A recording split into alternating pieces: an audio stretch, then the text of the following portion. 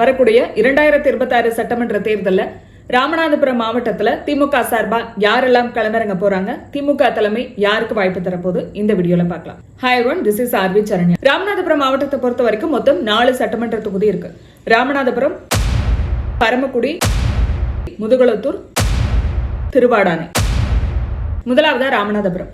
1952 இருந்து 2021 வரைக்கும் நடைபெற்ற தேர்தலில் திமுக 5 முறை வின் பண்ணிருக்கு, அதிமுக 6 தடவை வின் பண்ணிருக்கு, காங்கிரஸ் 3 முறை, மனிதநேய மக்கள் கட்சி 1 தடவை வின் பண்ணிருக்கு. ராமநாதபுரம் தொகுதியை பொறுத்த வரைக்கும் திமுக, அதிமுக 2 கட்சிக்குமே செல்வாக்கு இருக்கு. அதே போல அமமுகவுக்கும் ஓரளவு வாக்கு வங்கி இருக்கு, பாஜகவுக்கும் ஓரளவு வாக்கு வங்கி இருக்கு.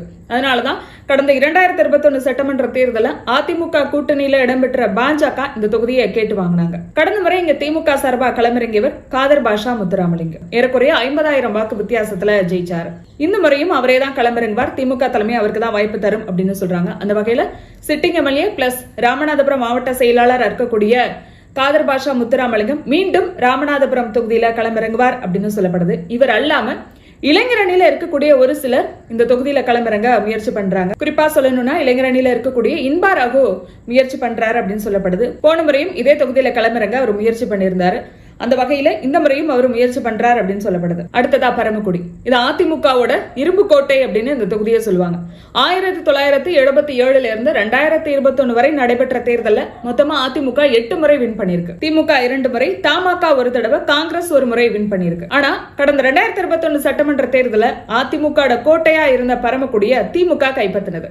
திமுக சார்பா களமிறங்கிய முருகேசன் 84,000 வாக்குகள் வாங்கியிருந்தார். எனவே மீண்டும் இதே தொகுதியில களமிறங்க அவர் முயற்சி பண்றாரு. பரமக்குடி தொகுதியை பொறுத்த வரைக்கும் நாம் தமிழர், தாவேகா 2 பேருமே ரொம்ப ஆக்டிவா இருக்காங்க அப்படின்னு சொல்லப்படுது. எனவே இதை பொறுத்து திமுக, அதிமுகவில் வேட்பாளர்கள் தேர்வு இருக்கும் அப்படின்னு எதிர்பார்க்கப்படுது. அந்த வகையில மீண்டும் முருகேசனுக்கே திமுக தலைமை வாய்ப்பு கொடுக்குமா அப்படிங்கிறது ஒரு கேள்வியா இருக்கு. ஒருவேளை அவருக்கே வாய்ப்பு தரலாம், அல்லது புதிய வேட்பாளரை திமுக களமிறக்கலாம். அடுத்ததா முதுகுளத்தூர் தொகுதி.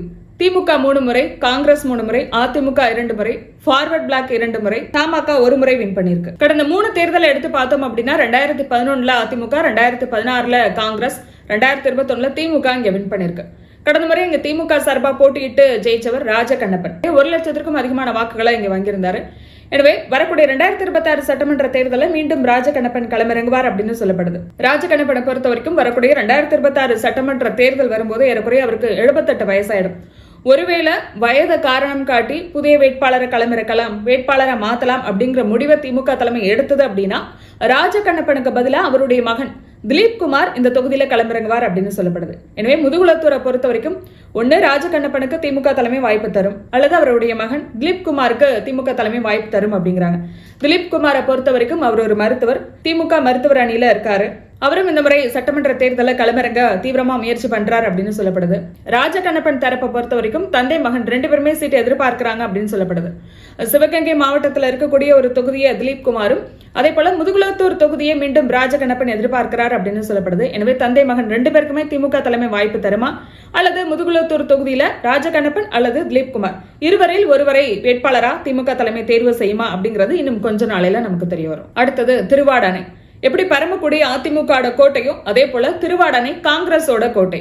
1971 இருந்து 2021 வரைக்கும் நடைபெற்ற தேர்தலில் திமுக 2 முறை, அதிமுக 2 முறை வின் பண்ணிருக்கு. அதே சமயம் காங்கிரஸ் 6 முறை வின் பண்ணிருக்கு, தமாக 2 முறை வின் பண்ணிருக்கு. திருவாடானை தொகுதியை பொறுத்த வரைக்கும் காங்கிரஸ் ஆதிக்கம் இருக்கக்கூடிய ஒரு தொகுதி அப்படின்னு சொல்றதை விட கே.ஆர். ராமசாமி குடும்பத்தோட ஆதிக்கமுள்ள தொகுதி அப்படின்னு சொல்லலாம். அந்த அளவுக்கு தந்தை, மகன், பேரன் அப்படின்னு தொடர்ந்து இந்த தொகுதியில போட்டியிட்டு ஜெயிச்சிட்டு வராங்க. திருவாடானை தொகுதியில கடந்த காலங்களில் கே.ஆர். ராமசாமி தான் களமிறங்கி வந்தாரு. அதுக்கப்புறம் கடந்த 2021 சட்டமன்ற தேர்தலில் தன்னுடைய மகன் ஆர்.எம். கருமாணிக்கத்துக்கு வாய்ப்பு வாங்கி கொடுத்தாரு. திருவாடானை தொகுதியை பொறுத்த வரைக்கும் திமுக நிர்வாகிகள் என்ன சொல்றாங்கன்னா, தொடர்ந்து இந்த தொகுதியை காங்கிரஸ் தான் கேட்டு வாங்குது.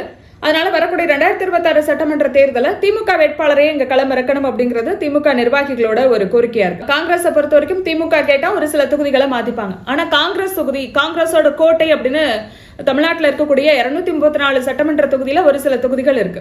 அதுல திருவாடானை தொகுதியும் ஒண்ணு. இது காங்கிரஸ் கோட்டை அப்படிங்கிறதுனால திமுகவுக்கு இந்த தொகுதியை காங்கிரஸ் விட்டு கொடுக்குமா அப்படிங்கிறது ஒரு கேள்வியா இருக்கு. திருவாடானை தொகுதியில ஒருவேளை திமுக தங்களுடைய வேட்பாளரை களமிறக்கினா ராஜீவ்காந்திக்கு திமுக தலைமை வாய்ப்பு தரும் அப்படின்னு கொஞ்ச நாள் முன்னாடி வரைக்கும் சில செய்திகளை பார்க்க முடிஞ்சது. ஆனா ராஜீவ்காந்தியை பொறுத்த வரைக்கும் அவர் இப்போ கோவை பக்கம் போயிட்டாரு. அதனால அவர் திருவாடானை தொகுதியில களமிறங்குவாரா அப்படிங்கிறது சந்தேகம் தான்.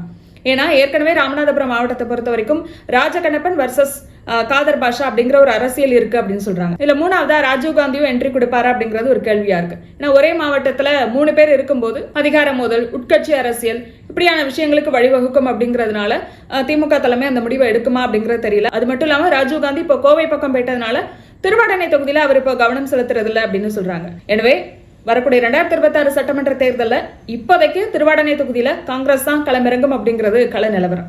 எனவே இதுதான் ராமநாதபுரம் மாவட்டத்தோட கள நிலவரம். திமுக சார்பா யாரெல்லாம் களமிறங்க போறாங்க அப்படிங்கிறதோட நிலவரம் இதுதான். இது பத்தி உங்களுடைய கருத்து என்ன அப்படிங்கறத கமெண்ட்ல பதிவு பண்ணுங்க. இவங்க எல்லாமே வேற யார் இங்க களமிறங்க வாய்ப்பு இருக்கு, திமுக தலைமை வேற யாருக்கு வாய்ப்பு தரலாம் அப்படிங்கறதையும் கமெண்ட்ல பதிவு பண்ணுங்க. மறக்காம சப்ஸ்கிரைப் பண்ணுங்க. நாளைக்கு பேசலாம்.